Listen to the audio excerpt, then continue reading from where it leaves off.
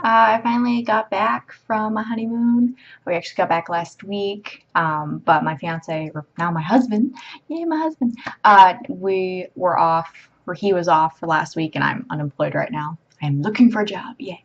But anyway, we just got back from our honeymoon, and we rearranged our place. That's why you see different things behind me. And yeah, I'll be making a bunch of different videos, hopefully next few weeks about like Disney World and the wedding and all those sorts of things. But I wanted to make a quick review of Transformers: Age of Extinction because I saw that on our honeymoon. And it's gotten a lot of mixed reviews, and so I just kind of want to contribute my own review. So yeah, I don't know if this will be a thing. It'll probably just be me reviewing whatever movies I see, anime I see, shows I watch. I don't know, just because I want to talk to people about it. So anyway, so this will be my review for Transformers: Age of Extinction, and there will be spoilers probably, just to let you know. So kind of, I guess the starting point I want to start at is that a lot of people have a hard time distinguishing whether Transformers 4 is better or worse than any of the previous ones. Typically, most people agree that it is better than two, at least number two, probably two and three. They say that number one is still the best, or number four is like the best one of all of them. And so I decided I wanted to rewatch the first three movies because it had been years since I'd watched them. So I found them online. I was just, I was watching them. I was like, okay, I remember why I liked these. And then I realized why I didn't like the second and third one as much as the first one. Because the first one was fun. It was the first one, and you got introduced to the Autobots and Decepticons. It's just kind of like, it was really campy and really kind of dumb, but you're like, okay, this is cool. I can deal with this. And then you get to the second one, and God, Sam's parents are really annoying. Like, just, they bug the crap out of me. Now I see why they annoy people. They were fine in the first one because they were kind of just, they're there. And they make some funny comments. But then the second one, they're super annoying. And the third one, they're even more annoying. Even though they're not in it as much, thank God. But it feels like, to me, they tried to do way too much in the second and the third one. Just the pacing, it took forever. I mean, the movies are 2.5 hours long. And you weren't really involved the entire time. What I found wound up happening was I sort of got distracted from the third movie. But I don't know what I was doing, but I was watching it, and then I suddenly got distracted, and then it pulled me out of the movie, and then I was just sitting there like, I'm kind of bored. And I didn't really know why. I was. And I can see why some people think that, and same thing, I guess some people thought that the fourth movie was boring. But I think it's because I didn't. Shia LaBeouf, he was fine for the first one, but he didn't really evolve as an actor in the second or third one. He just kind of was the same guy, same quirky guy who just happens to know the Autobots. He didn't really contribute a whole lot other than some of his knowledge of things.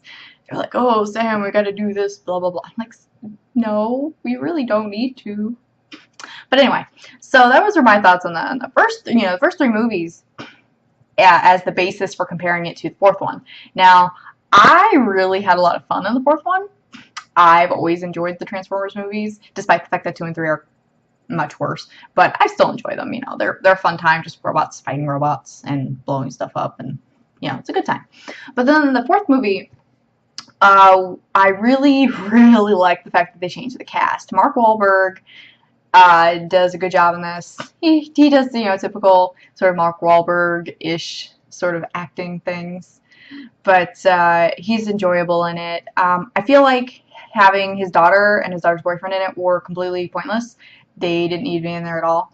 The boyfriend he saved them a little bit, but I'm sure they could have figured something else out without having to introduce the boyfriend. I feel like he didn't even need to have a daughter. There's no reason for it. I think that was just sort of to be his motivation. Like, that's the reason he has to go and do stuff. But I feel like they could have done something else with that. Just have Mark Wahlberg be the dude, and that'd be it. But and then the other character I thought was super unnecessary was the geologist lady at the very beginning. She discovers this dinosaur bones that are completely encased in metal.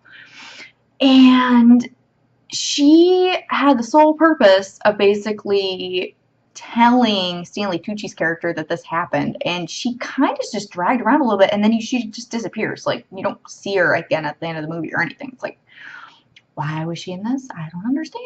I thought that maybe she was supposed to be a potential love interest for Mark Wahlberg's character, because they were sort of talking in it a little bit, because she didn't realize that they were killing Autobots. She thought that they were killing Decepticons for their metal, because they're trying to make Transformium, which is so stupid. But they acknowledged that the Transformium was a stupid name in the movie, so that's fine. But anyway, they're talking, and you think, okay, well, maybe there's kind of a thing going on. No, that doesn't really do anything. She's just kind of there, and then she's not. And so I thought she was pointless. I think that Michael Bay tends to introduce way too many characters that he doesn't need to. But despite the fact that it has some issues, I really enjoyed the movie. Even though, like, I feel like all the product placement, people are like, oh my god, it's so much product placement, this is so stupid. I think that the amount that they did, they just put so much in there that it was funny. That, you know, it's like, look, we're a big product placement thing. Here it is. Just have fun with it. I mean, they did an Oreos Autobot, or I guess the bot from the company. And it's just like, that's fine. They know that they're doing product placement, and they're having fun with it, and do a bunch of Bud Light and Victoria's Secret, and, you know, I had fun with it. I didn't have a problem with it. And so let's see. I'm just kind of going over everything I remember, because it's a long movie. It's longer than any of the other ones. But I had more fun in it than I did in 2 and 3. So there's that. I feel like this one tried to cram more action into it and less talky, boring crap. And so that was definitely a good thing. Let's see. The CGI is a lot better, I find. Some people say they don't like it. I think it's better because it's clearer, and you can actually tell what's going on when the Transformers are fighting each other. Well, more so than you could in any of the other movies. Like, now you can actually tell when they're hitting each other or grappling. They've made the colors more vibrant. And I don't know what they did with the CGI, but they made it clearer somehow. I don't know any technical stuff. They just made it look better.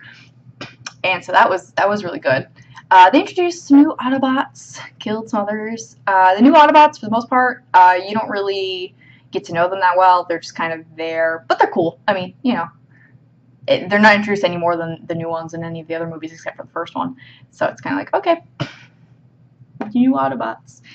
And then you get the Dinobots, which were super awesome. They weren't in it very long, but I feel like they will probably be in it in the next movie, or the movie after that, possibly, because he kind of let them go into China. Like, I mean, it's like they're not dinosaurs. They're robots. They're Cybertronians who have brains of their own. Maybe they're more animalistic, and maybe that's why they transform into dinosaurs.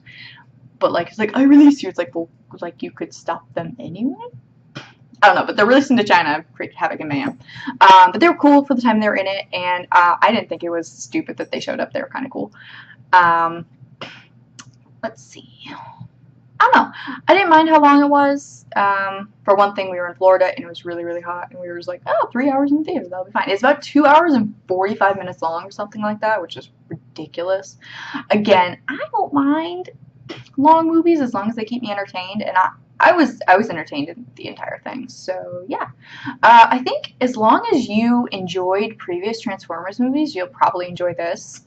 It's just a big dumb action flick. There's nothing terribly redeeming about it, but there's nothing offensive about it, I guess. And I personally think that this one is better than 2 and 3. I'd say it's hard to say if it's better than 1, just because 1 was the first movie, but I feel like number 4 has a much darker tone, much more, I feel like there's a lot more at stake in this one.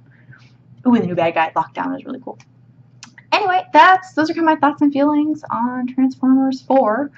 I enjoyed it. If you like the other Transformers movies, you'll probably enjoy it too. If not, if you didn't enjoy them, you're probably not going to enjoy this one. But yeah, so if I find any other movies I like and I want to talk about, or don't like and want to talk about, I will give you another review. Alright, well, see you later. Bye.